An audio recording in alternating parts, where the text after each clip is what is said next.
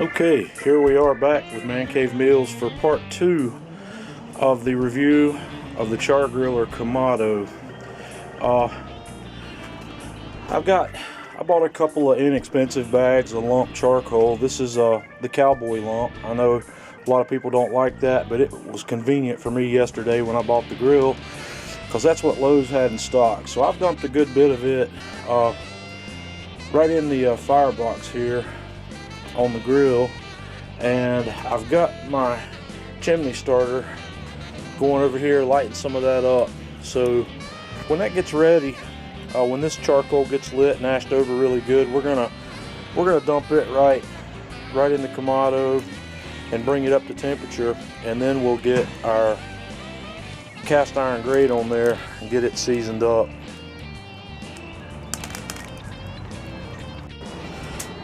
Okay, our charcoal's about ready. I've tossed a chunk of hickory in there also to create some smoke so we can look for potential leaks.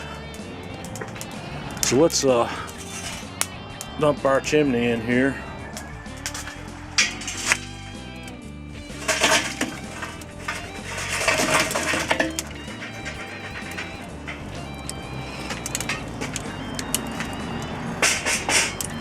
And I'm going to go ahead and put my Weber grate down, and we're going to let this burn for just a little while longer. I've got the bottom vent completely open,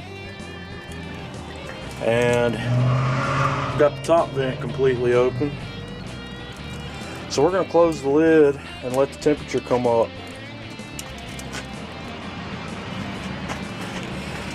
We're going to let this guy get up to around 400 degrees before we start. Actually, we'll start shutting down the vents at about 300. It shouldn't take it too terribly long to come up to temperature. Okay, we're about 10 minutes in, 10 minutes or 12 minutes after I put the charcoal in. This thermometer is sitting right at 400 degrees. I've backed the top vent down to a 2 setting and got the bottom vent open about that much. It's also on about the 2 setting. So now at 400 degrees, we're going to open the lid and we're going to put our cast iron grill in there.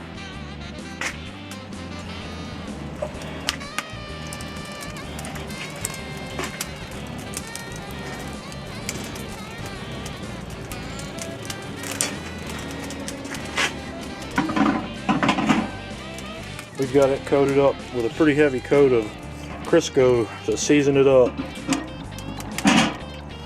So we'll put the lid back down.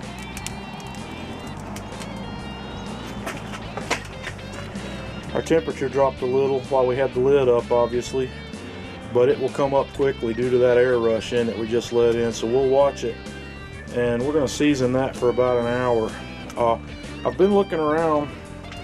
I got smoke coming out of the top, but I don't have any visible signs of smoke leaks of any kind around this top gasket, which is good. Everything appears to be working smoothly here. Nothing, no smoke leaking back here at the grate anywhere that I can see. And also, you notice at this temperature, this grill surface, this dome surface is warm, but it's not hot by any means. I don't know how hot it'll get. It might get pretty hot, might not. We'll just have to wait and see. Everything so far is looking so good, so we'll be back shortly. Okay, about 10 minutes in, our temperature's reading there about 410 or so. It's still up a little bit. I've closed down the vents a good bit. Try to keep that in check. I've got the bottom one totally closed, and while I'm looking for air leaks, one of the things I just wanted to try here is if I close the top dome all the way, close it down, we can see down low, we'll get a little bit of a smoke air leak down around the lower vent. It's very minimal, and it would not occur with the top vent open. If I open that vent back, it'll stop immediately. Okay, it's open. and it stops. So it's not perfectly airtight down around the lower vent. I don't know if that's enough to be any kind of a problem. One of the things that we're going to do in this test is, once I'm finished seasoning the grate, we're going to shut the air down and see how long it takes it to snuff everything out. So we'll be back and we'll go from there. Okay, back for another observation. As you can see, my thermometer is reading right at 400 degrees, and as I suspected, it's not very accurate. The 10% number that's given in the documentation for this thing's way off. I've put my digital probe in here, my Maverick, and it's reading 513, and the probe is at about the same level as the pit thermometer. I put the extended grate back in so I could lay the probe there, and they're 115 to 120 degrees difference in those two numbers. So you can pretty much toss this out. This thermometer is fairly worthless. I'm very confident of the accuracy of the Maverick. I've checked it multiple times against boiling water temps, and it's right on the money. The next temperature test that we'll do is I'll move the Maverick probe down to grate level and see what the difference is between the pit probe level and the grate level.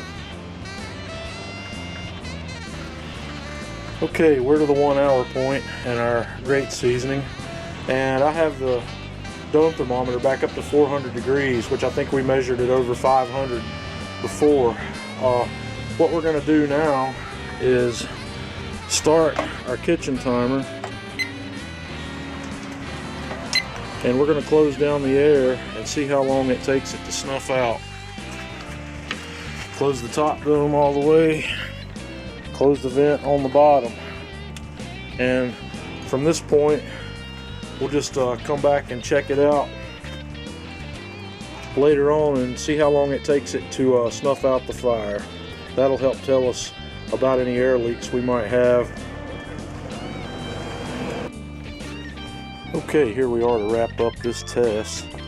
We are cooled down about 75 degrees on 77 degrees on the food temp thermometer, and we are 4 hours and 15 minutes of cool down time to that with the smoker completely closed up. So I'm going to go ahead and stop that timer.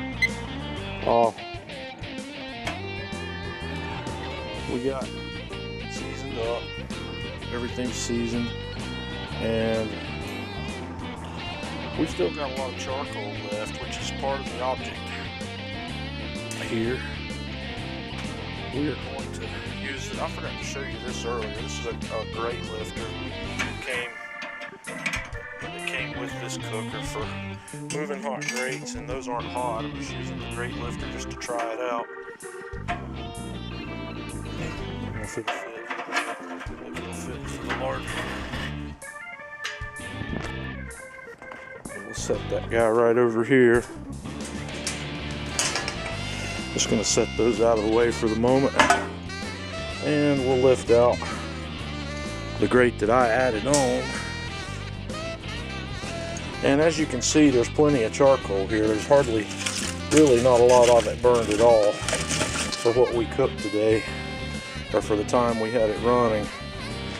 So it's ready to be shut down now. But what I'm going to do for the unlatch the ash pan,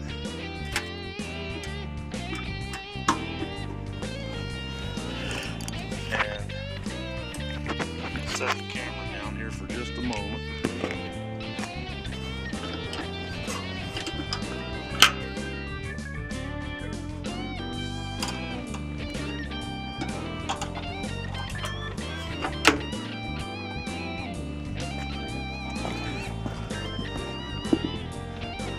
And we lift the ash pan up, and that's all the ash that we have. It's very little, so we just dump it out,